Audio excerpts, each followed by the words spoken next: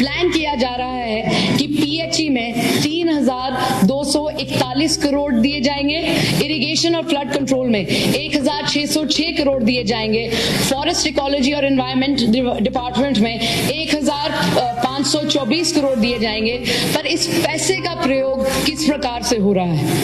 Plans fail not due to individual inefficiency but systematic deficiencies and resource mismanagement. Honorable Chairman साहब, I would like to put on the record कि बाढ़ की परिस्थितियों में भी हमारे JEs, AEEs, XCNs, MDs of the PWD, PHE, PDD, JKPDCL were on the ground 24/7. उन्होंने दिन रात एक करके पूरी जो कोशिश कर सकते थे उन्होंने कोशिश की। सब लोग मदद करना चाहते हैं पर उनको मदद करने के लिए जो औजार देने हैं वो हमने देने हैं, उसके जिम्मेवार हम हैं। हमें बेहतर प्लानिंग करनी ही होगी। गर्मी के मौसम आ रहे हैं, अगर हम अपनी कॉन्स्टिट्यूएंसी की ही बात करें तो क्राल श्रृंगल में, गलाली में, कटल बटाल में आज भी नॉन फंक्शनिंग पीएचई डगवेल्स हैं। अगर हम बग्गे और समराल की बात करें वहां नए बोरवेल की जरूरत है। अगर हम पीएचई स्टेशन की बात करें तो कन्याला, उरलानी, बटसू में अभी भी जो प्लांट्स हैं वो टेम्पररी फंक्शन कर रहे हैं। अगर कुछ खराब हो जाए तो उसका ऑल्टरनेट क्या है? There is a lack of standby pump sets at PHE stations like at Kishanpur. Motors की जरूरत है फिल्ट्रेशन प्लांट्स में जैसे कि जखेड़ी, सानू, गलाली और गंधीर नाला। अभी कुछ महीनों में बारिशों की परिस्थितियां भी फिर से आने वाली हैं। वर्षा के कारण इरिगेशन कुल्स, लोकल नाले डैमेज हुए हैं। सिल्ट अभी भी डिपॉजिटेड जो है वहीं पर पड़ी है और क्रेट्स जो थे वो भी टूट गए। इसके कारण हमारे इलाके में कटल बटाल, कंगरैल, खिलैती, लोअर जंडियाल, कोर जगीर, नदौर, सोड़ा टन पंचायत में इतना सारा डैमेज हुआ है, उसे उसकी मरम्मत करना हमारी जिम्मेवारी है। आपको ऑनरेबल चेयरमैन साहब सच बताएं तो बारिश की एक बूंद पड़ती नहीं है तो हमें घबराहट शुरू हो जाती है कि वो परिस्थितियां फिर से ना बन जाएं जो अगस्त और सितंबर के दौरान हुई थी।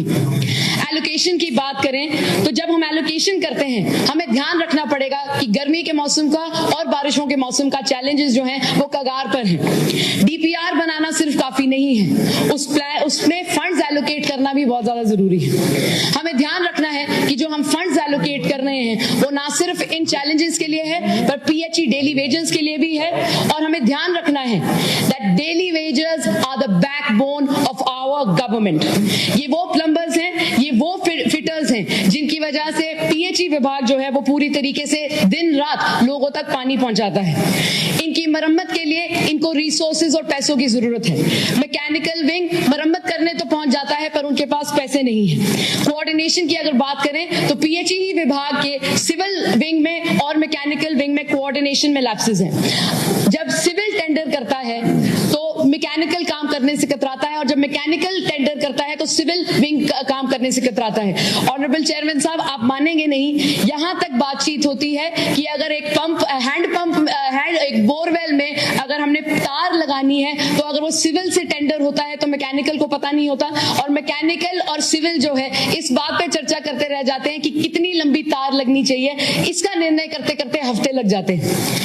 पीएचई, पीडब्ल्यूडी और बीडीओ के बीच में कोऑर्डिनेशन ना होने के कारण जहां जहां अच्छी खासी सड़कें बनी हुई हैं, अच्छी खासी टाइल वर्क हुई हुई है, वो उखड़ती हैं पाइप लगाने के लिए पर एक बार फिर उसकी मरम्मत के लिए जो रिसोर्सेज हैं वो अवेलेबल नहीं रहते। पीएचई, पीडब्ल्यूडी और पीडीडी की कोऑर्डिनेशन जो फॉरेस्ट और वाइल्ड लाइफ डिपार्टमेंट के साथ है वो भी उस पर भी गौर फरमाना बहुत जरूरी है। पथवाड़ ब्रिज का जो प्रोजेक्ट है वो काफी देर पहले का अप्रूव हो चुका है पर क्योंकि क्लियरेंसेज वाइल्ड लाइफ और फॉरेस्ट के माध्यम से नहीं आई हैं उसमें रुकावटें होती हैं। पथवाड़ एक ऐसा इलाका है ऑनरेबल चेयरमैन साहब आप मानेंगे नहीं, आज भी वहां पर मोबाइल कनेक्टिविटी नहीं है। वहां एक छोटी बच्ची है, उसका नाम सावितू है। सावितू और उसकी सहेलियों को जब भी अपनी ऑनलाइन क्लासेस करनी पड़ती हैं या कोई भी फॉर्म भरना पड़ता है उन्हें काफी किलोमीटर जाकर चलना पड़ता है ताकि उनको मोबाइल कनेक्टिविटी आए। अगर फॉरेस्ट और वाइल्ड लाइफ डिपार्टमेंट थोड़ा इससे संग्राम लें तो ऐसी जो रुकावटें हैं 2026 में जो नहीं होनी चाहिए वो भी हो जाएं। उसी प्रकार से सुरिंसर और सुगुन में फॉरेस्ट और वाइल्ड लाइफ के माध्यम से जो क्लियरेंसेज हैं हम उम्मीद करते हैं कि और बेहतर तरीके से हों। साथ ब साथ फॉरेस्ट और वाइल्ड लाइफ की ये जिम्मेवारी बनती है कि मंकी मेनेस, जो मुझे पता है कि जब भी हम बंदर बोलते हैं इस सदन में तो काफी हमें हमें हंसी आती है, पर ये एक बहुत बड़ी समस्या है। लाखों का एग्रीकल्चरल लॉस हो रहा है इनके माध्यम से, और फॉरेस्ट कॉर्पोरेशन के जो एम्प्लॉयज हैं इनकी भी समस्याओं का समाधान हमारी जिम्मेवारी है।